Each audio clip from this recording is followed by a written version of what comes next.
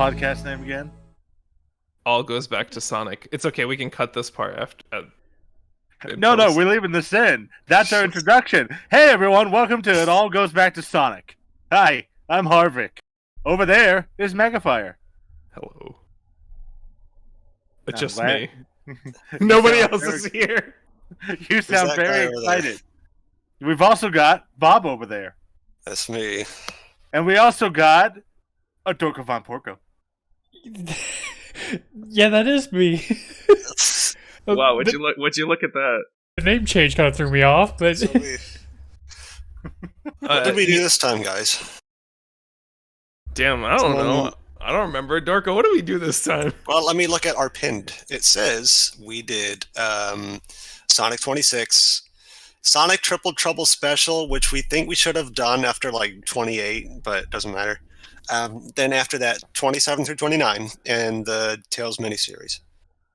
That's right. We had an action-packed, not even sarcastic, we had an action-packed set of comics this time around that had Sonic and the gang scrambling against Dr. Robotnik in a variety of situations that are a little more, I guess, higher stakes than we're used to. We kind of are starting to see more of that like episodicness translate into more like sustained plot lines. Yeah, I'm getting a sense of. I was starting to get a sense of continuity, especially with like the stuff with Tails and how one thing led to Tails getting mad, and that just turns into the whole like startup for the Tails miniseries.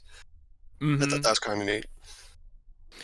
Yeah, that we started getting a lot of those coming up here. We'll get a few more instances of that.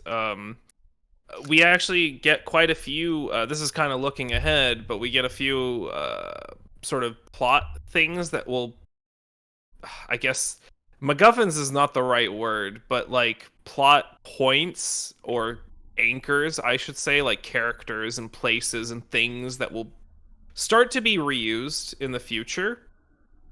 So that's something exciting. Let me start off with a very cursory overview. Yeah, like we said, we went through 26, 28 through 28, and then the Triple Trouble Special and the Tales miniseries. The Triple Trouble Special sees our hero Sonic get ambushed by Nack the Weasel. I think he was Fang before. If he wasn't Fang, then he was always Nack. But if he was Fang, then you know that he's actually supposed to be Nack.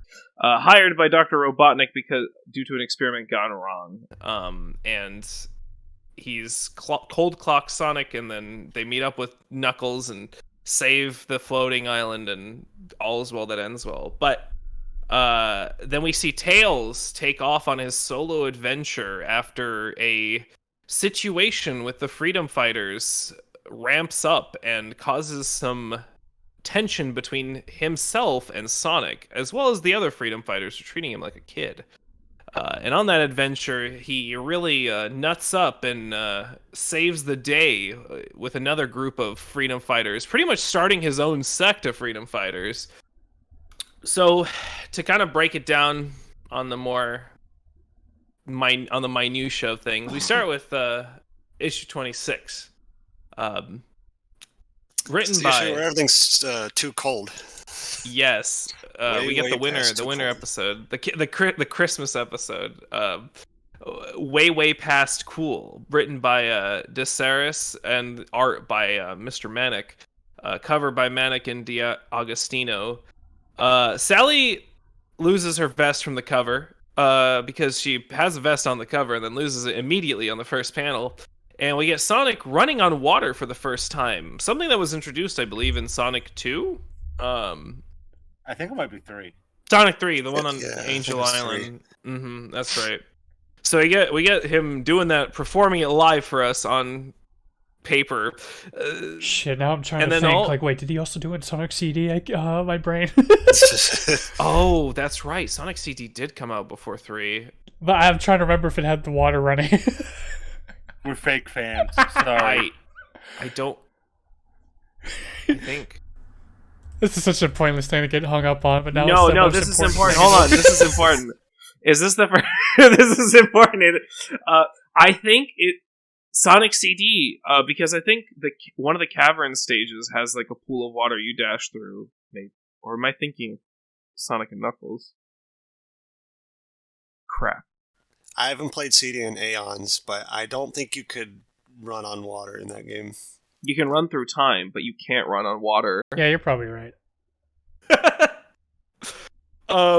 Alright, so anyway, we get everybody hanging out on the beach. It's really hot, I guess, summertime fun, and all of a sudden, global warming strikes, and we get a freak blizzard in the summer. Anton gives us a zinger, and by pointing out that Sonic is turning blue from the cold. I love that line so much. I love Anton. Sonic has no comeback, no game, zero chill, or I guess all chill, because it's so cold. We're introduced to the Arctic freedom fighters as the gang seeks shelter in a cave. Augustus the polar bear, Celia the seal, Irma the something, Guntavir the wolf, and Flip the penguin. We'll see them sometimes in the future, I think. They're okay. Yeah, we will. We'll see some of them. You sure this isn't a Cal and Al situation? We'll see them too. Again. Oh no. It's gonna be an interest. I hope that when we get there, with my like prodding of it, you'll see why I'm so coy about it. Anyway, this has been like 50 episodes down the line, isn't it? No. I think it's gonna come up in the next couple episodes, maybe in like the next 2 or 3 episodes. I want to say. My fear is palpable. I'm kind of curious, actually, with these new characters. So I kind of was... I did a little... I went back, and I realized that Desairs... God, I'm sorry, I don't know how to pronounce his name. He introduces a lot of characters that like are usually for character piece stories or side stories. And... I'm just curious on what you guys think about it, because I know, like, you've heard my opinions on Mike Gallagher's original characters. Oftentimes, I think they're very stupid and kind of very unnecessary. I'm just curious about Desairs, like just even from these characters, like I think the designs are at least very neat. You know, like at least compared to the rookie freedom fighters who are not just fucking Looney Tunes with bandoliers. Any thoughts? Like, I mean, I'm not. I don't want to pull the comic back up, so all I can say is I don't remember what any of them look like. That's fair. I mean, you mean the guys on the snow episode with like the red fox polar bear? Yeah, that's exactly what I'm talking about. Because I forgot about them as soon as I left the. No, I know what you're talking about. It's just they were just sort of like there, and I didn't. They're just not doing much for me. That says it all, really. Yeah. That's kind of what I wrote. I said the issue is that I think that he specifically introduces groups all the time, and there's only like 2 or 3 characters that do something, and they barely do something. Like he introduced all these characters. I mean, the wolf, the polar bear, and the penguin are like I feel like the only ones that get any lines. Like the polar bear stops a car later on. That's pretty much it. Anyway, going on, they're in an artificial Arctic zone because they stole some of Robotnik's tech to make a place for themselves to hide. So the gang trains in Arctic warfare in the cave, and they had beat Robotnik in a big snowball fight, and then I'm pretty sure Sonic put some rocks in the snowballs. That's the end. It's another one of them self-contained stories. Nothing too interesting. I guess it introduced a new set of freedom fighters, which kind of builds the world out a little bit. We move on to the next story in the comic, A Fortified, where the gang finds a fortress, an abandoned wooden fort. And this time, Sally remembered her vest. In the same comic, they make their stand in this abandoned fortress when Robotnik, who is a bus driver in this story, the most effective unit type against armored fortresses, is on the attack. Bunny becomes a Luigi metal missile when the gang smelts down a cannon. Before you go on, I would like to talk about the advertisement on the side of the bus. Let's hear it. Ride Robotnik's Robobus. and leave the driving to me. Besides, you're the only one going where I want to go. I thought that was cute. I actually missed it somehow. And only just now good hands. saw that. That was good. Also, why does he... What is this about? Why does he hiss? Why is he a snake? Look at this. Oh, wait, what? I didn't notice that somehow. Why does he hiss? I guess he's reptilian. Maybe he got possessed by Beast Wars Megatron for half a second, okay? It's no. See, air is coming out of his mouth. He's deflating a little bit. No. He's deflating, and Adventures of Sonic the Hedgehog Robotnik's gonna crawl out. You think a bop? Fill up my suit back up. Oh man. Oh, that. I want you to remember that statement. So anyway, they smelt down an old cannon. Rotor becomes a blacksmith and makes a giant armor casing for Bunny. And Bunny literally Luigi side Bs at a bunch of swap bots. And then she reveals the fact that she has been using bunny hopping to maneuver around. So she is a professional CS player, a Counter-Strike player. Sonic won't let Sally go this whole issue because in the beginning he sprained his ankle, but every time he's like talking to the gang, he makes some shitty witty comment, and it makes him look like just such a like ass Chad, you know, like the jock who's just like got his hand wrapped around his girlfriend because he's actually insecure. And he's just making fun of everybody else. And it doesn't help the fact that Sally's like constantly like smiling throughout the comic. And I'm like, I don't know, I noticed the weirdest shit. Like, you guys noticed the good stuff. I'm just like, why is Sonic such a freak in this issue? And then I remembered, oh yeah, he sprained his ankle. So that's kind of a nice touch, actually, because Sonic doesn't do anything. And that's the whole reason why Bunny has to take charge, I guess, with the assault. I mean, I had that thought, but then there's also the part where it's like, they still have Sonic be the one that uses his brains, and I'm like, you know, there's a lot of other characters here. Yeah, it could have been Sally, who has who actually, I'm sorry, who hasn't done this before, who was robbed of the opportunity to do this before. So that's that. We move on to Sonic Triple Trouble. I guess. Wait, hold on. There's something I want to. Mm-hmm. I had to do some Google work to be like, what is with this name situation? It's like, okay.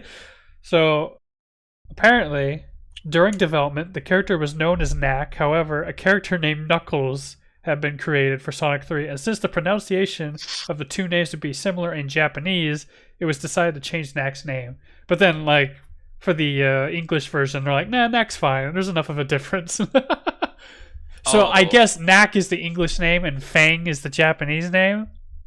He was also Fang the Sniper, right? Right. Some sense. So in English it's Nack the Weasel, and in Japanese it's Fang the Sniper, which is a lot of a cooler name, I will say. My favorite animal, Sniper. Nature Sniper the Weasel. But yeah, I like it though. Yeah. Today, we observed the natural sniper in its habitat. Groggy. He gets shot by a Nack's electric pistol.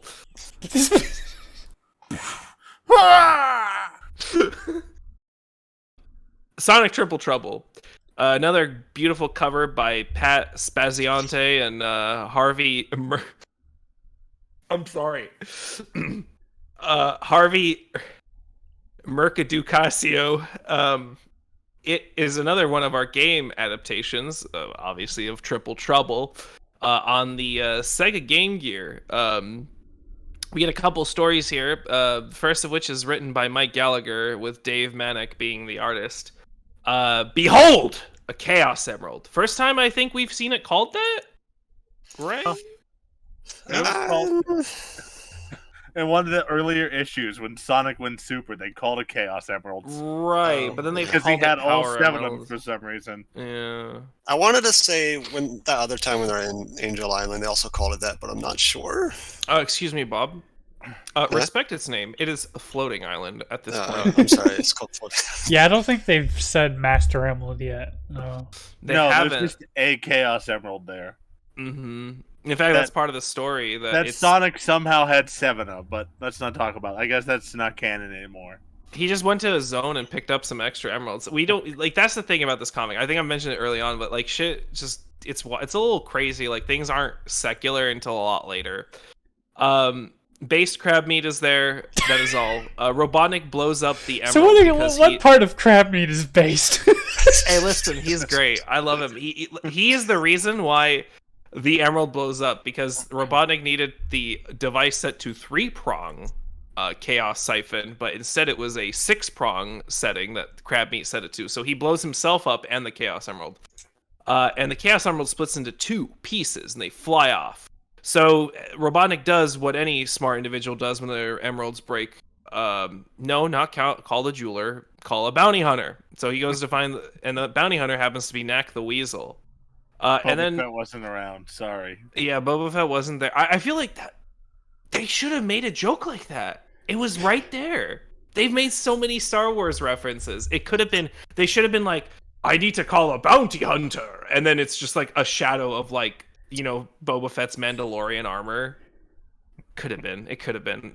Hire me to write the next comic series. I'll throw us back into the night. I don't think you can get away with that anymore. You'll be vaporized by Disney. So we get a little foreshadowing of the submarine because Rotor is working on that, and Rotor finds readings of those Chaos Emeralds and sees one of them land in the Great Forest, in which it caused a huge weird zone to appear. Kind of looks like a white version of one of those arcade carpets from the 90s. Sonic runs off to explore the zone and doesn't see... Nack the Weasel is watching him. Meanwhile, Knuckles sees another shard crash into the mountains of his island. Then proceeds to get knocked out by a falling rock while climbing it. Big L, huge L. You know Ken Big Penders L. wasn't writing this story because Knuckles got hurt. Did you know that you can play Sonic Triple Trouble on your Sega Game Gear, by the way? The comic reminds you. Go pick it up and play it, listeners. Also, this is something only I think is funny, but that panel where everything's green. And blah, blah, blah, blah, blah, blah. I'm Knuckles the Echidna, and like the word Knuckles, everything is so green that the word Knuckles is also green, and they forgot to make it red. Oh yeah, because the shine of the emerald is green, so that's what he's talking about. But that boing is too powerful. Don't forget this. Don't forget this green Knuckles. This is not a bit. This is not a joke. I'm 1,000% positive I'll see a Knuckles of every color at some point.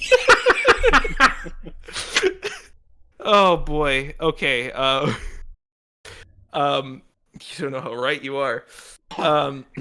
So Sonic finds the entrance to the zone, and Nack follows him, waiting for him to get the emerald in his little hover car. So we get a cool few pages, actually. I really like this. It's like in a side-scrolling perspective, and it has the zone names from the actual game, and the visuals are really good. I think that Dave Manick has become very good at these aesthetics and colors, like, because Sonic zones are often like they have a lot of weird like shapes and objects in them, and he does a really good job of making like the zones look just freaky and cool. I don't know, like it's very I like them. It's a very pleasing to the eyes. So he gets the emerald. Nack zaps his ass, steals it, and captures Sonic. Most successful Sonic villain thus far. Not only does he capture Sonic, but he adds salt to the wounds. He just chucks him into the trunk of his car and takes off to the floating island to search for the second half.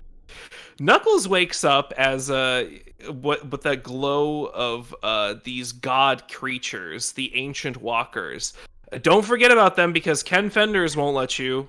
They warn Knuckles if the half of the emerald continues to burrow into the mountain, it'll fuse with the island's emerald and it'll cause the whole thing to explode. So he's sent back and arrives in time to smack Nack off his boat. I kid you not, he TPs back in, looks at Nack, and just like homing missiles with his fist at Nack's thing, knocks him out of the car, knocks the boat into the lake. Doesn't give a shit. Didn't see Sonic probably, but I think it's really funny because he specifically says, "Oh no, the thing is going to lake." Who cares?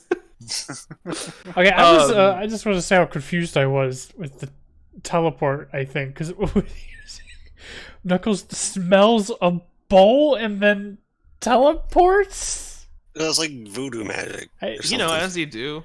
I just remember being very confused when I was reading that part. I was like, "What just happened?" You've never experienced sniff-based teleport technology? I'm surprised, Orko, for you. You of all people love to sniff. Yeah, he just Scratch and sniff Knuckles. That's what they call him. I want to know I want to have whatever he's having in that bowl. So, Sonic frees himself while he's drowning, gets back up and decides, I'm going to kill Knuckles today. They have a brawl, and thankfully, Knuckles does not die. In fact, Knuckles probably delivers one of my favorite lines thus far, which is, I have it saved. Here it is. I will post it. Again, everything will be in the show notes, any screenshots that we post. That does it. I'm going hyper Knuckles on you. Am I supposed to be impressed? No, you're supposed to be checking into the emergency room. And he just clocks Sonic like off 2 miles away from himself with like razor blade fists. And he gets no retaliation after that. The fight ends in a stalemate because Nack gets a call. Yeah, you can't hurt Knuckles. I mean, Knuckles wins, baby. I'm gonna remember that. I love Knuckles the Echidna. I did want to say, like, I thought it was something amusing about, like, after Sonic getting out of the water, and like he's understandably upset that he's about to fucking drown and die. But like, I don't know, just him just popping up, being angry, and fighting Knuckles. It's almost like a Knuckles thing to do. It's like, I guess Sonic is also hot-headed, but I don't know. It's just funny to me. Sonic's a big bastard in this comic. I think you should remember that. Yeah, I think I will. Yeah. So Nack gets a call from Robotnik. The two team up because they see who's working for whom, and Knuckles tells Sonic they gotta fuse those emeralds back together so his island doesn't go nuclear, and so they do that. And just in the neck of time, because as the emerald burrows into the chamber, they toss the other half right in its way before it merges with the island emerald. I hate that they're all just emeralds, the Chaos Emeralds. So at the very end, the emerald disappears, and we get a little epilogue with the ancient walkers talking about a prophecy, and they stole the emerald. Thieves. That's that story. We get the next story. A very quick summary here. It's about the Tails submarine that was foreshadowed earlier. Rotor doesn't give him oil for the submarine though, because Sally said he's a baby boy and he's got to be older for fracking. And Tails probably delivers the most relatable line. I don't want applause. I want satisfaction. And so in that moment, a seagull who is soaked in oil comes up from underwater and says there's a robotization base underwater that Robotnik built. Tails wrings the bird out for fuel, just like any good little capitalist, and then goes down to destroy Octobot, the boss of this factory. Oh man, I can't believe I forgot an Octobot. I'm so hungry I could ram an Octobot. How hungry? He blows up. He rams Octobot. He blows up the factory, and Octobot swears vengeance. You know, this Octobot's pretty strong for taking a drill to the face and being fine. Yeah, Tails' submarine has a drill head as its front. Pretty cool. If you ever played Tails' game, I think, what was it called? Tails Adventure? I think it was called Tails Adventure. Yeah, that's a submarine from that game. I remember there's also a game called Tails Sky Patrol, but I don't remember which game is which.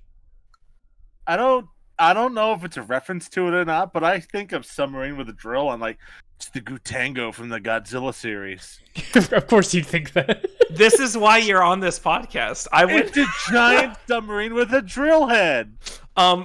It's actually what's his name? Megalord, not Megalord, the drill beetle. No, this showed up before. Megalon. Yeah. But it's literally just a normal-ass submarine with a big drill head on it.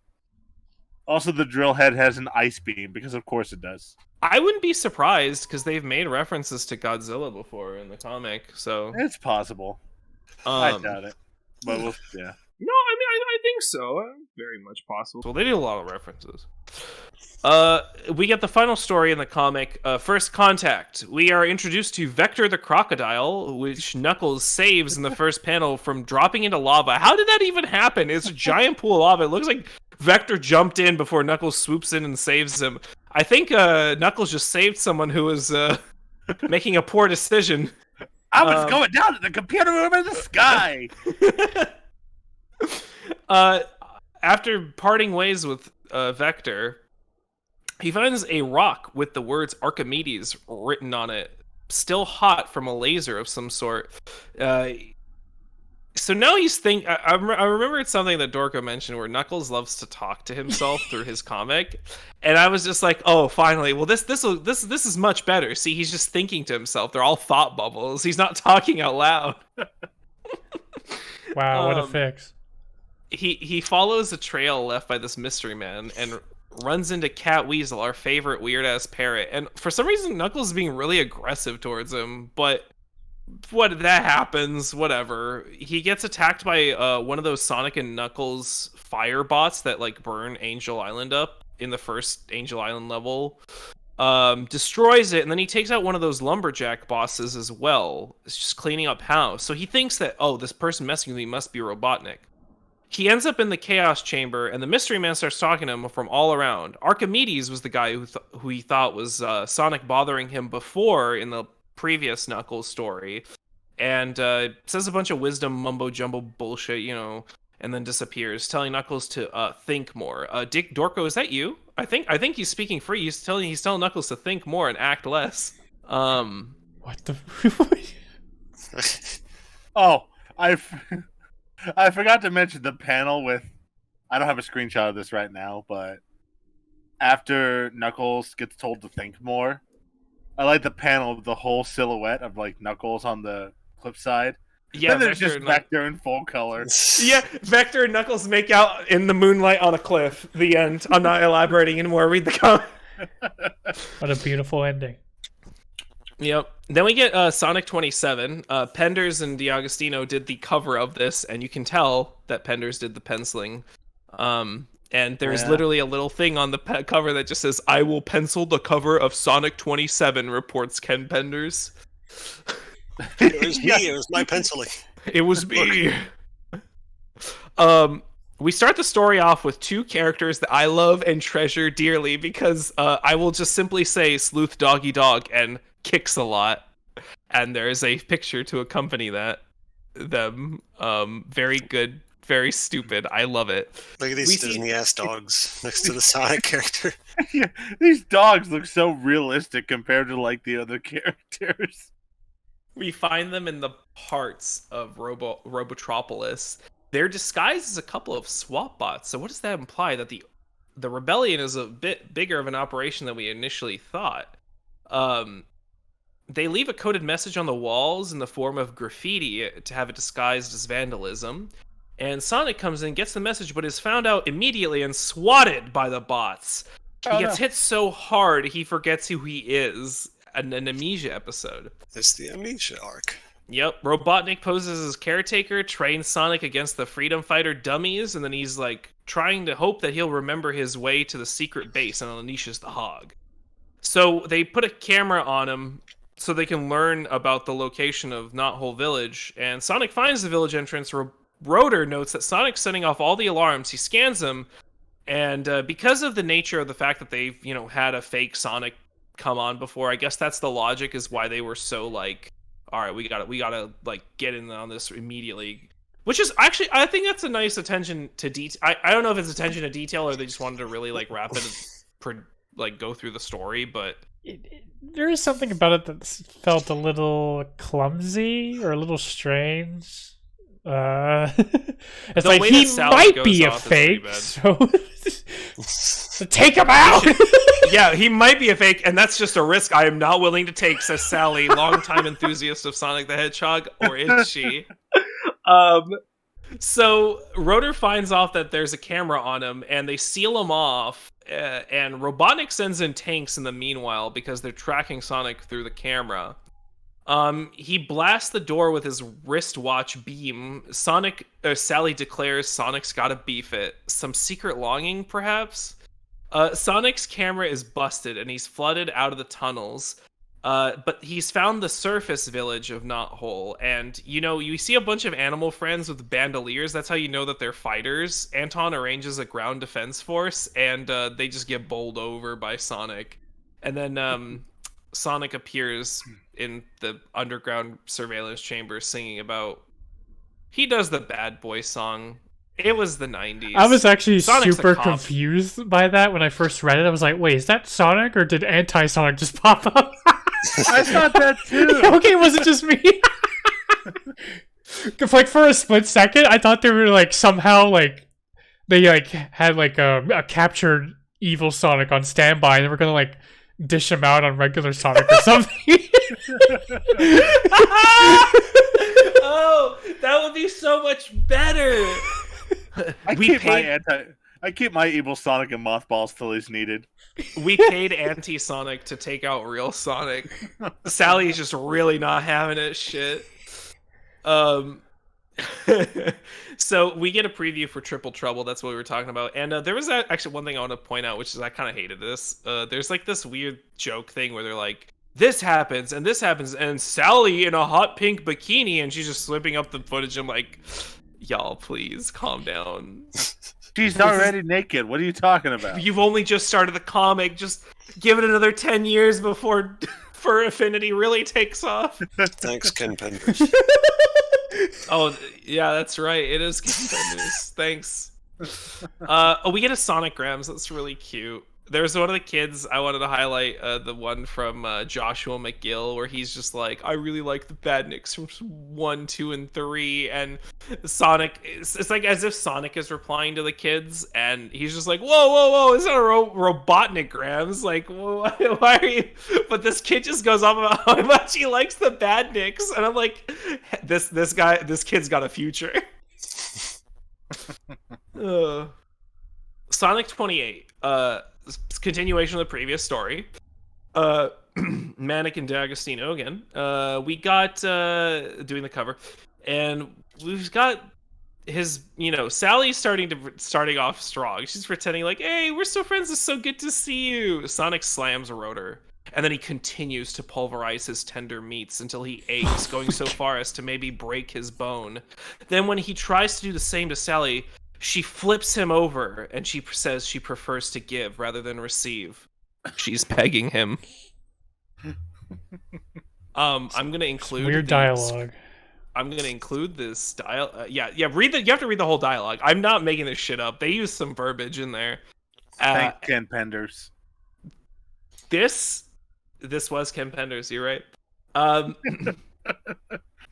Bunny and Tails run in. Tails teaches Tails a valuable lesson about domestic violence. Bunny runs in to help Sally by taking Sonic on, and Tails comes in as well, but Sonic knocks them all away. Beats Tails extra hard because, I guess, repressed feelings or something. I don't know. The lights go out. Anton and the Noob Brigade appear, and they try to ambush him. Hammond almost does something cool, but then just gets flung like a piece of ham onto a sandwich. And then Anton doesn't fare much better, unfortunately. Poor decision, in my opinion. Thanks, Kim Penders. He's finally stopped by the weird-ass porcupine, whose name I don't remember and I don't care about. I think that's pretty ironic. No, I'm the Sonic. No, yeah. He just trips him. Sonic hits his head so hard, I guess, that he remembers who he is. Rotor pulls the camera off. The gang fills him in on what happened. And Sonic runs out using the guys that he's still under Robotnik's control to meet the tanks and lead them off a cliff because the tracker on the on the camera just has the tanks automatically home in on it. The end. Growing pains. We get the best part of the series of comics that we read, in my opinion.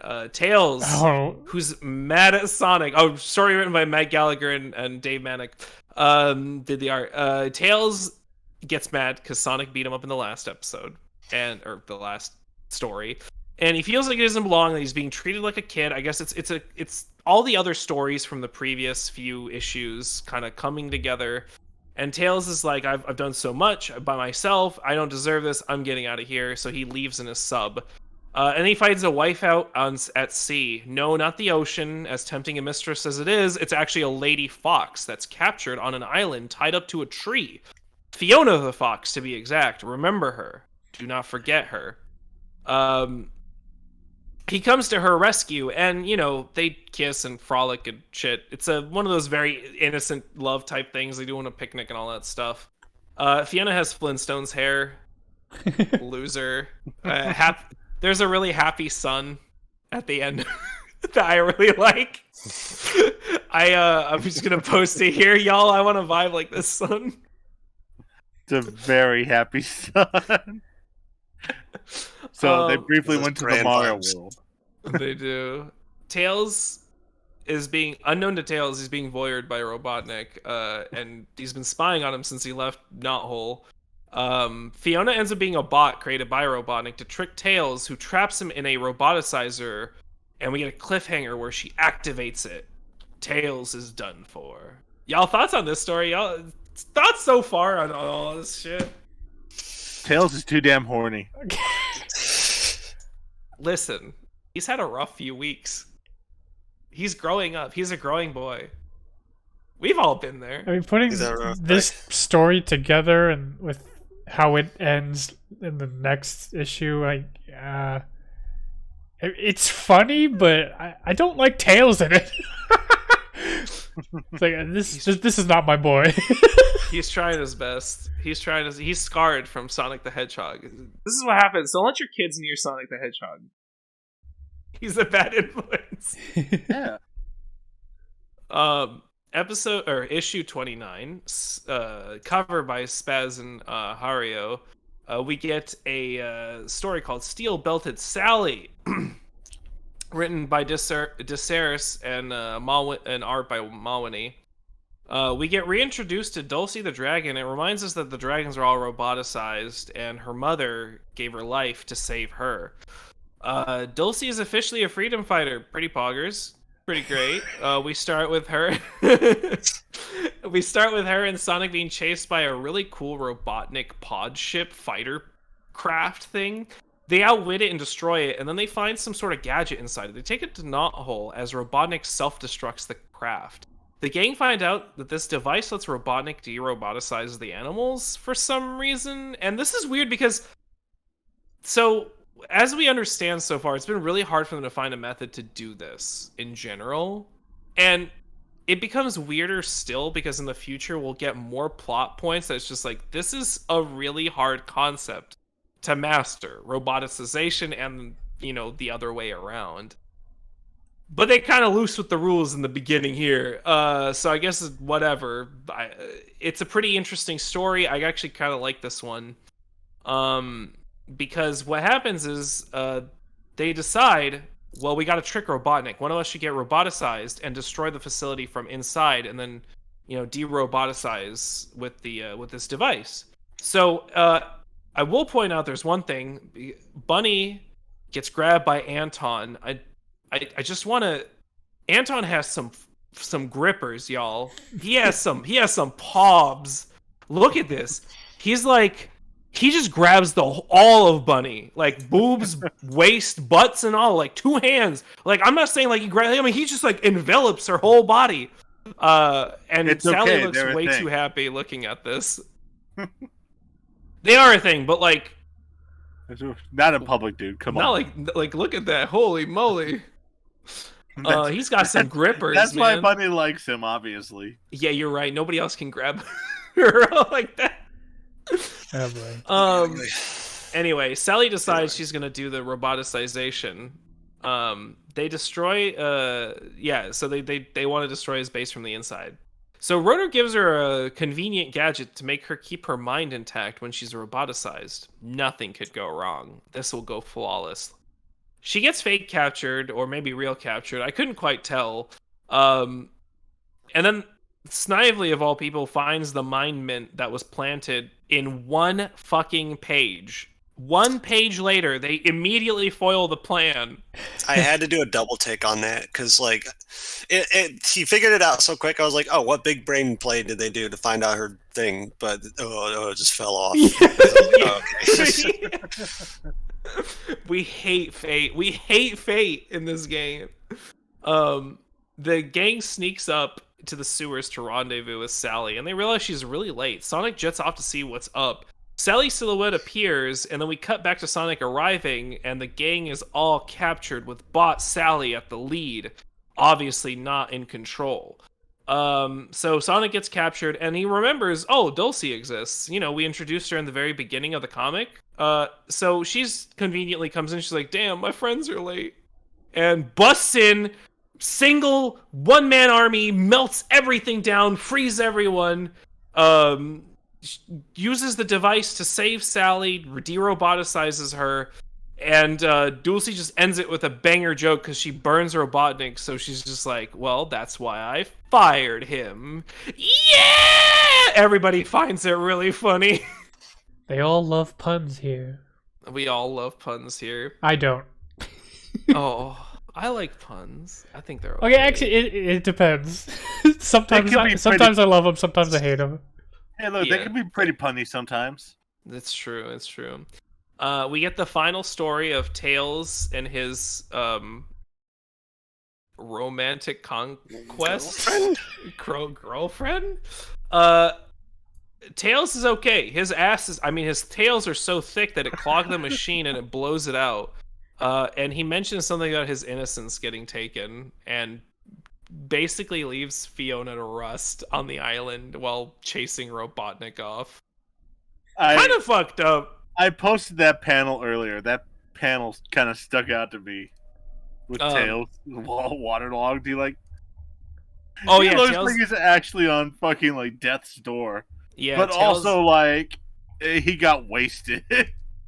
I agree. He looks unfortunate, to say the very least. To quote you, my man. I didn't write it down or screen cap it, but like, I feel like there was something funny about the line of Tails saying something like he designed the perfect woman and forgot to waterproof her.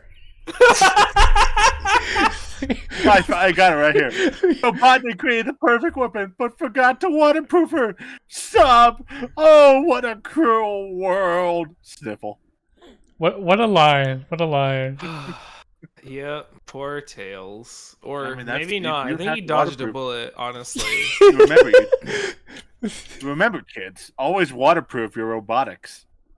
Always waterproof your girlfriends. So Tails later on finds that I guess a loose piece of paper that Robotnik dropped says that he has a whole operation on the other side of the planet. And instead of Tails was going to contact the rest of Freedom Fighters, but he says, you know what, fuck it. I have done twice as much as Sonic the Hedgehog in literally half stories, so he's going to go do it himself.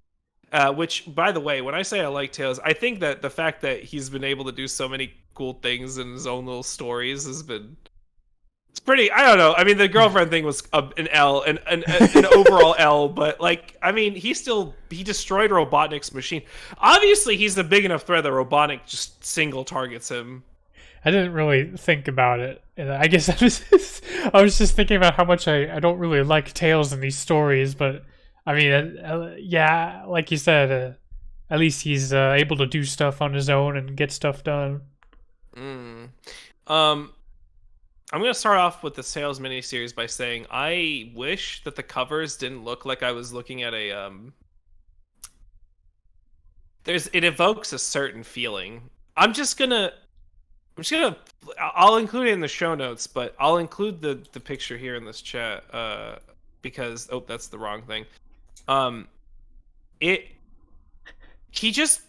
They remind me of those cartoons in the like early 2000s, late 90s of like, it's a kid's show, but they have like this really dramatic thing with like the faded villain. And I mean, it has exactly that. He's riding a goddamn whale, like a smiling, happy whale and like waving. And I don't know, there's something about it that just evokes like the neurons are synapsing in the worst ways right now looking at this cover. Yeah, I didn't give this cover enough attention, and you're right. It looks too good. Look at this fucking alligator and then look at him in like the fucking comic. He looks like a Mega Man X boss here, but he's just some goofy ass robo alligator.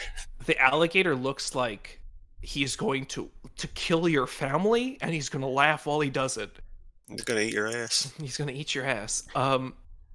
so the Tails miniseries, to give a very brief overview, he Tails escapes.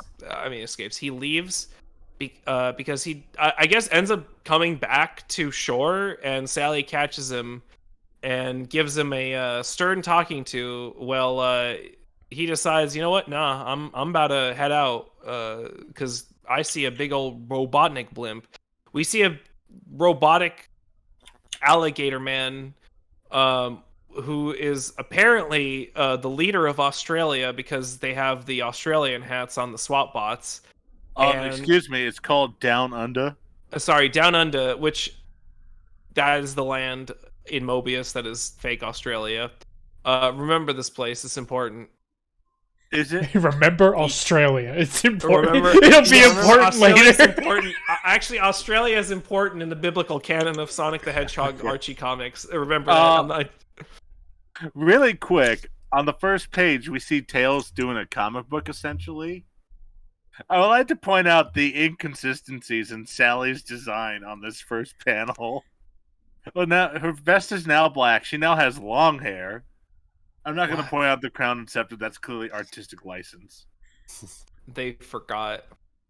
If I remember right, it's Mike Gallagher's the one who drew the Tails' comics. Yeah, Mike Gallagher does oftentimes the little studio comics at the end of the comics where they like do little jokes with them, their inserts.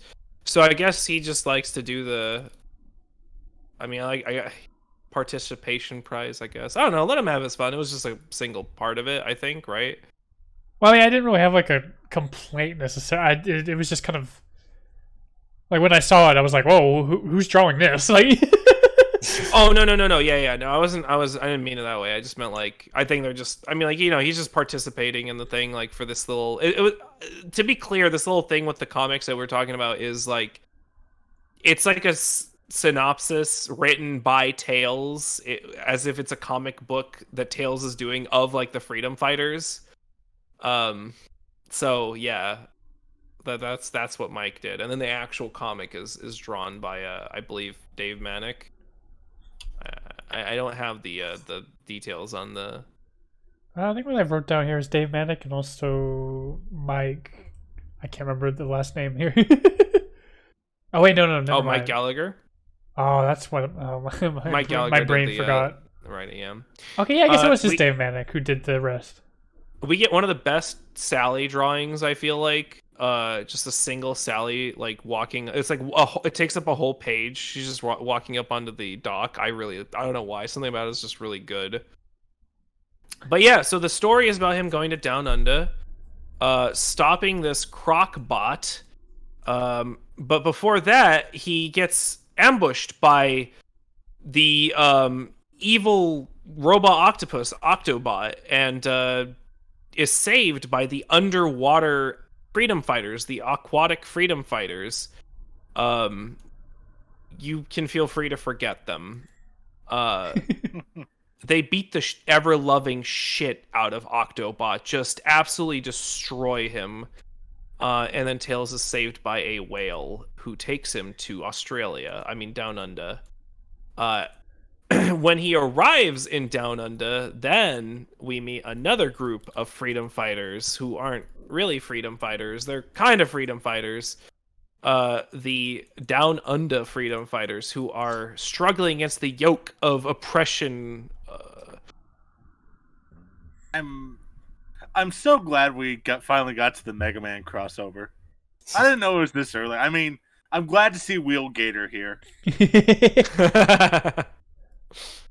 I want to point out the fact that during their fight with the robotic winged dogs, I couldn't tell if they were roboticized denizens because they just start like chopping them in half and just knocking their heads off, which is a very strange implication, might I add. Oh, I should introduce the Downunda freedom fighters because they actually do have character, and they do appear more than once in this comic and have more than one line.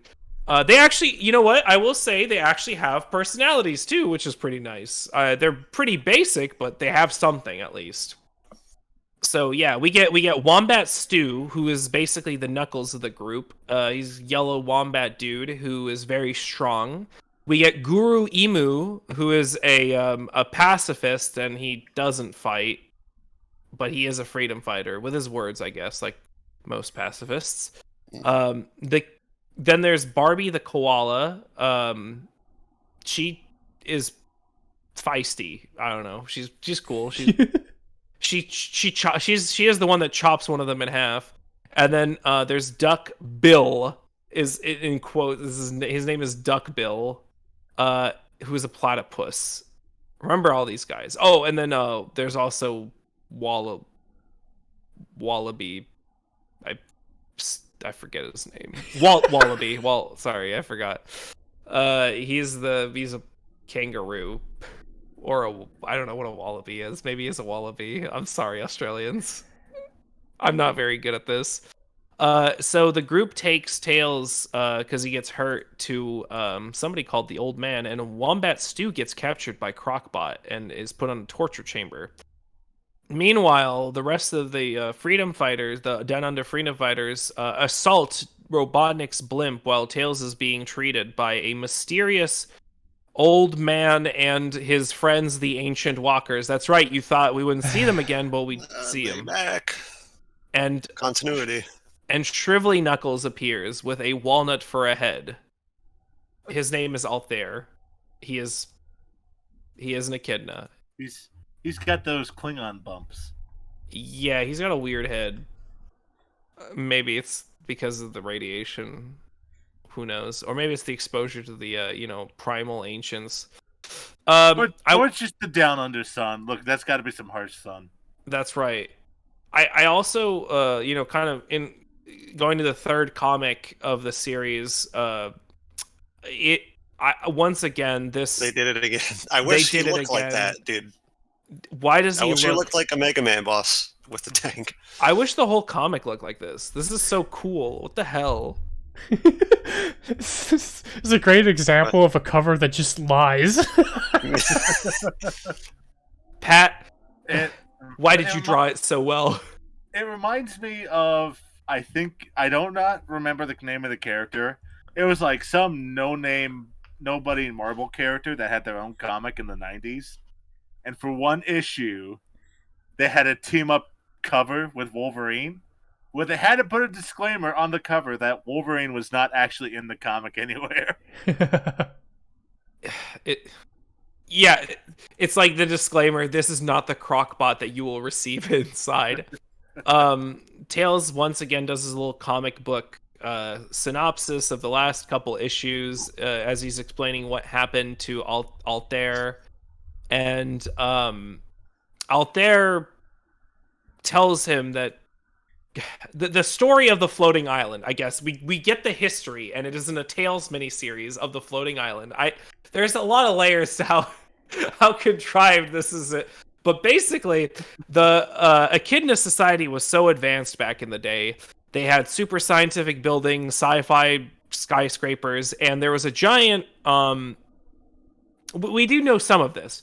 There's a giant meteorite that's heading in, that is about to land on where the city is located. So the Echidnas basically lift the island up, and they narrowly avoid scarring. We'll learn about this in the upcoming chapters in the Sonic the Hedgehog comic, but for now, this is where, if you're reading this first, this is where you get the first look at this.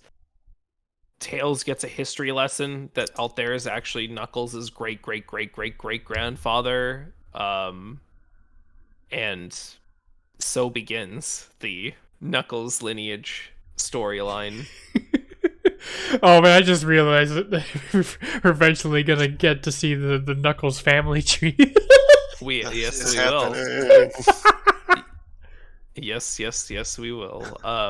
So anyway, Tails is rushed out after because he wants to go save his new friends, but Altair is saying he's got something greater. I guess he's some chosen destiny. Meanwhile, the Down Under Freedom Fighters are still fighting. They have to fight a giant robot sheep. The weakness for all Australians, giant sheep. And And Altair goes off on some history lesson about how the Chaos Emeralds came to be and how the echidnas use them for their science, how creatures often worship them, and how now Robotnik is using it to power his machinations. And in it all is a chosen one, and that's apparently Tails. What does that mean? We don't quite know, but we know the Ancient Walkers support his theory. And Tails gets TP'd right into the action. Or not really. No. I'm sorry. He doesn't get TP'd. They happen to fly over his hole. The hole that he's in. And he saves Barbie, koala. There was no smelliportation this time, though. You're right. There was no smelling salts. Barbie explains that they're getting their butts kicked. So Tails takes her hand. They do the Predator handshake, and he takes her off to fight the sheep. They beat the hell out of everyone, and we get a very, very good image of the wallaby, Walt. He looks done. He looks as done as I feel like whoever wrote that stupid Chosen One plotline felt after they wrote it. Can we talk about the bomb rings? And I was like the stupidest weapon ever. Imagine if you threw it and it missed. It would just come back at you and kill you. Ty the Tasmanian Tiger never had one of these. And he had every kind of boomerang. So yeah, they blow up the sheep as the bomberang. Tails and Barbie skip the party. Tails and Barbie skip the party.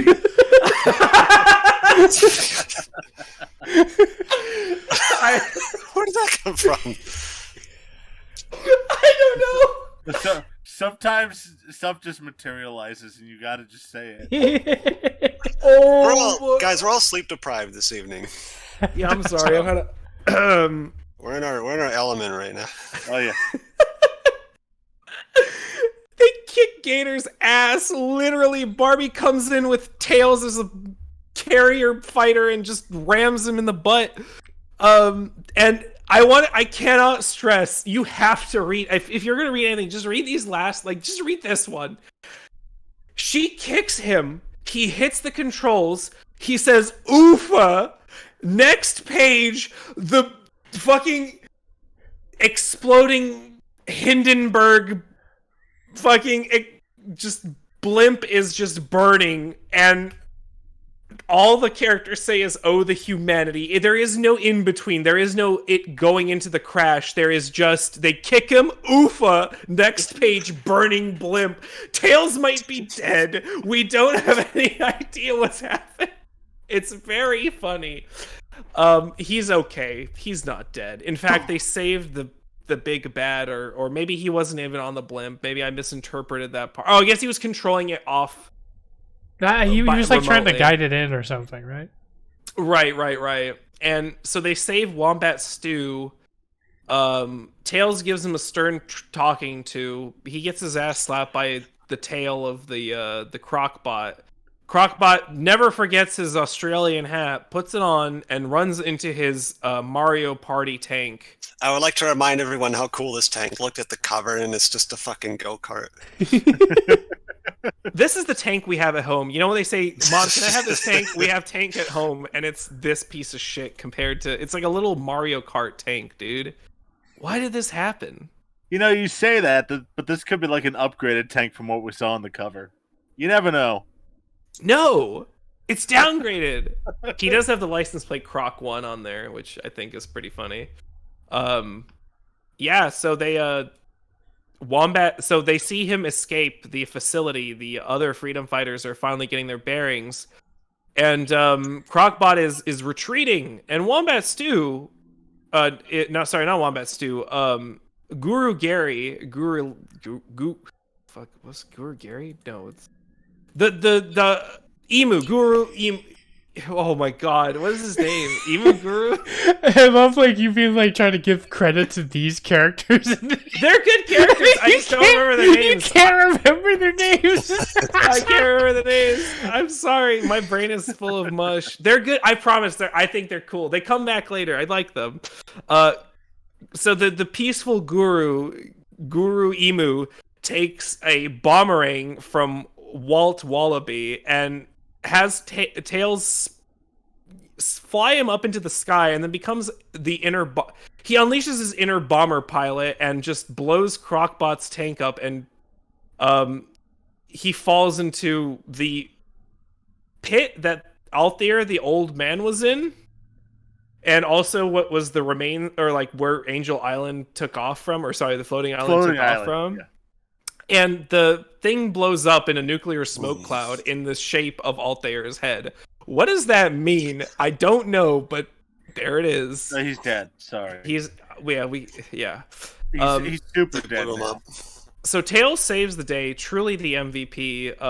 The Downunda freedom fighters want him to join, but he's really sad because he misses his friends. So his aquatic freedom fighters, 40 Fathoms freedom fighters, come over. They salvaged his submarine, so Tails takes off. Barbie is very sad. She's crying so hard. He's crying so hard. And he takes off a triumphant hero. The end. The end. My closing thought.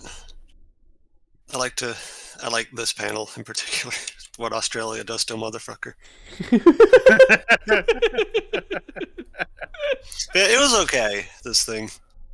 I like that the guy was like was trying to usurp Robotnik. Yeah. I kind of like the way he looked, even though he didn't look like half as cool as he did in those covers.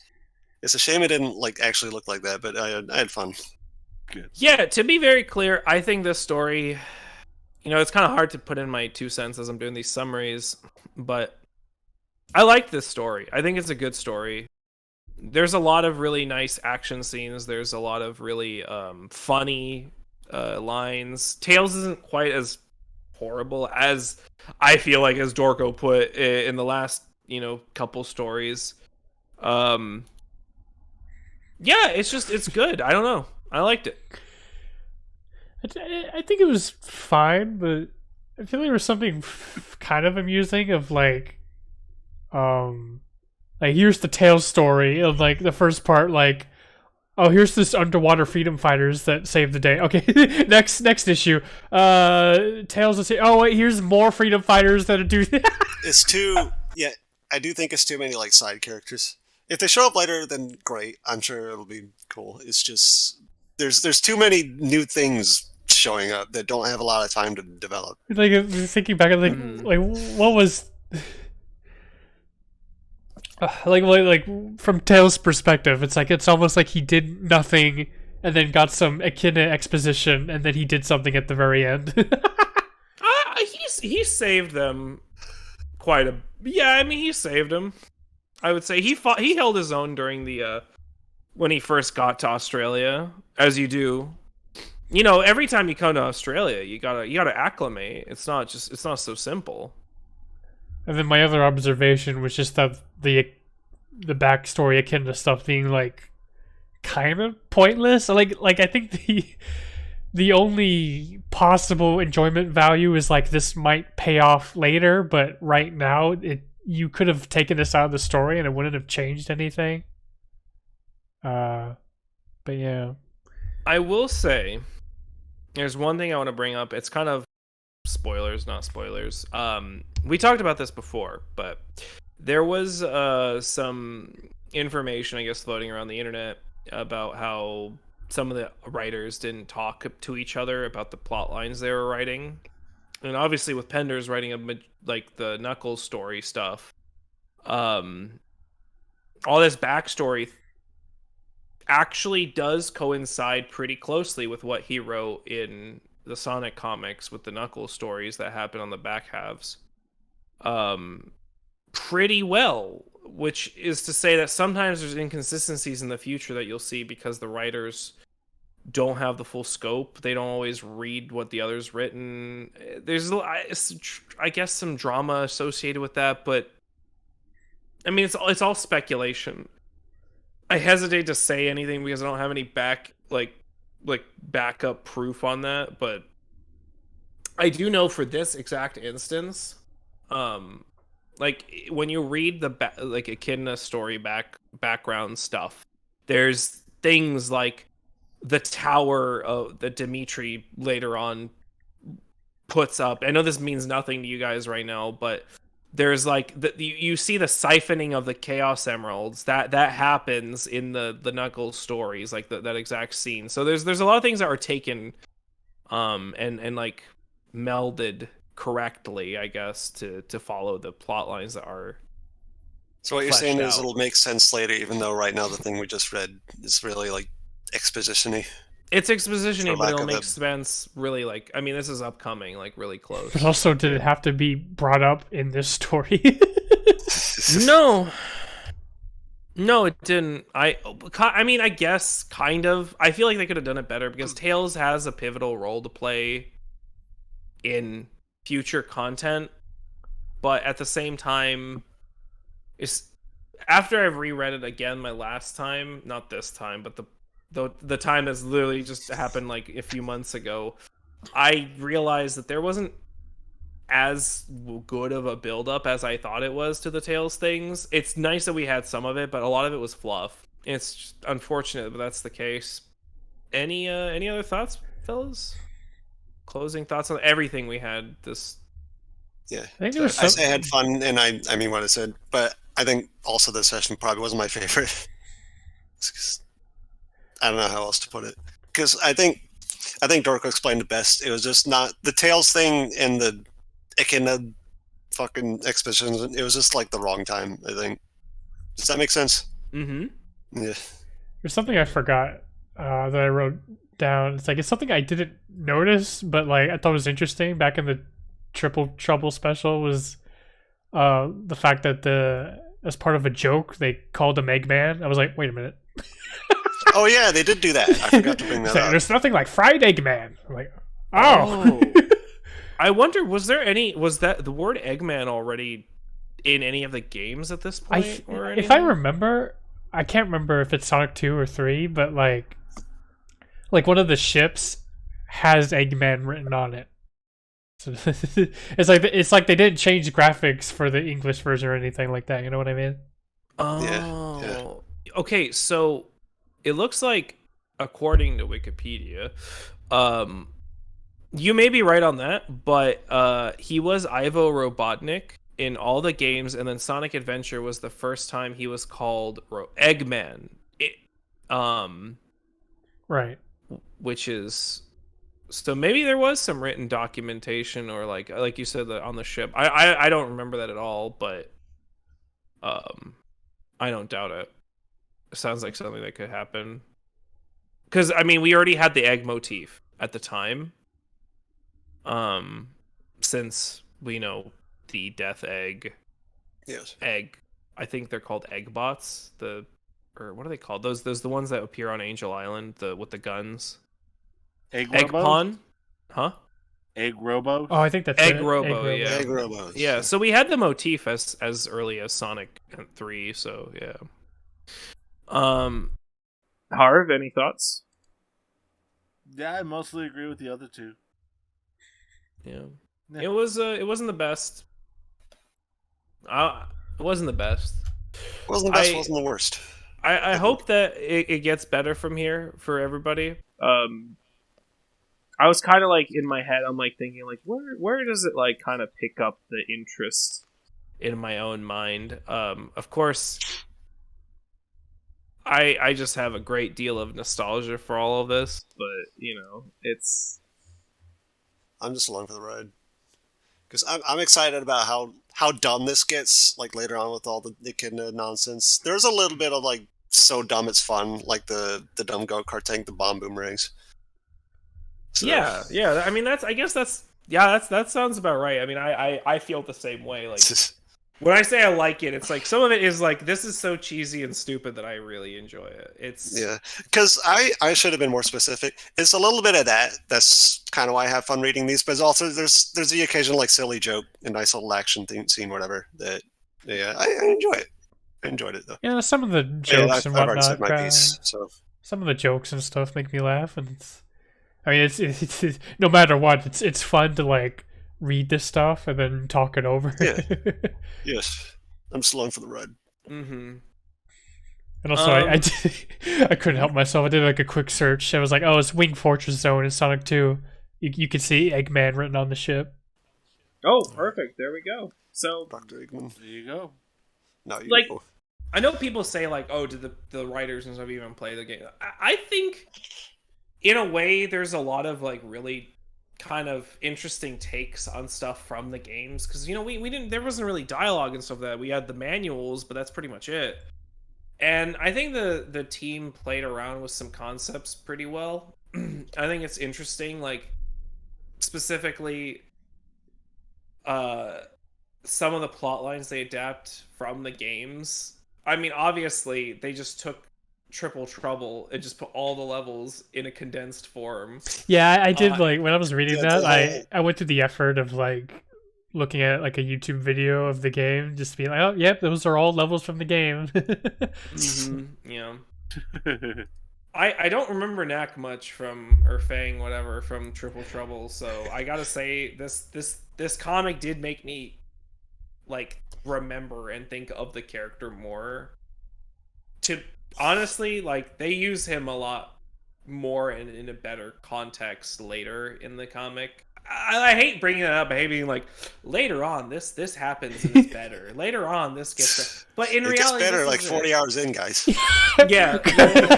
And according to some people, like, the Archie equivalent, Sonic Archie equivalent of that is pretty rough. Like, like if you actually just want to, like, if you're wanted to just hop on to when Ian Flynn starts writing, it's like, that's really far in.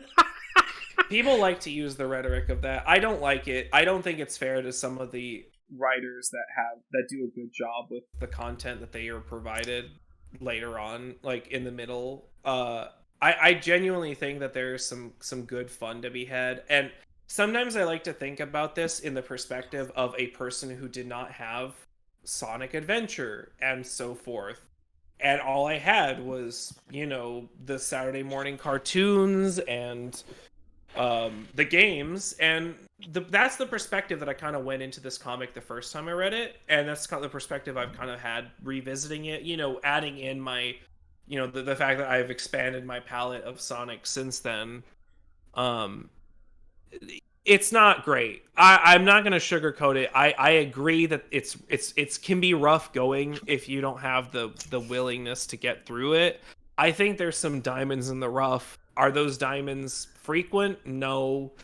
Are there cool concepts? Now that's a different story. There's a lot of cool concepts that get introduced, and I think those are cool. I think those are nice. I think those are worth it to look at, because it kind of puts some of the games in a lens that you can. It's that, like, childhood thing of when you, like, play a game and you kind of write your own headcanon. Yeah? I mean, that's in itself. That's the reason it's called a headcanon. And Sonic Archie comics helped me kind of broaden my headcanon. I don't usually do that kind of thing. I try not to do a headcanon personally, because I think it's kind of not, like, no, there's no reason for it. But I guess for because of all the media. Like, for me, it's less like headcanon, doing your own interpretation of stuff, whatever. I don't know, maybe it is. I just think that if somebody's going to read this comic at all, they should just do it from the beginning. You won't like all of it. Like, yeah, I'm not going to sugarcoat it either. I'm not going to try to sell it or force it. But if you're going to bother, like, at least try to, like, do it from the beginning. I don't know. There's some weird shit in here that I think is just worth seeing. I don't know how to explain it. Whether it's for irony or just for fun, you should just... I mean, sometimes you get really funny panels, like one we didn't mention of... I think it was Sonic saying... I can't remember if it was narration or Sonic, but, like, the Cold War is over. The Cold War is over. The Cold War. Yeah, like, there's, like, especially in these early ones. I mean, the early ones are really cheesy and I think kind of bad, but you get gold hits like that. Like, you get the Cold War is over. What was it that Sally said when she flipped Sonic? I don't want to give. I prefer to give rather than receive. I don't know. I think that's really fucking funny. Says that she fucking suplexes Sonic. Oh my goodness. I mean, like, the tails, like, the art, there's winners in here. I mean, like, the face that Walt Wallaby does when he pulls out his bomb boomerang. See, guys, we're having fun here. You should just read it from the beginning. I told you. See, that's what I'm saying. That's what we're saying. I mean, I do want to. There is a difficulty I have in that, like, in my current where I'm at in this day and age is that I have this perfect idea of what I want from a Sonic comic in my head, which is a lot of the stuff I've read from current IDW Sonic. So it's a little rough to go back to like early awkward stuff.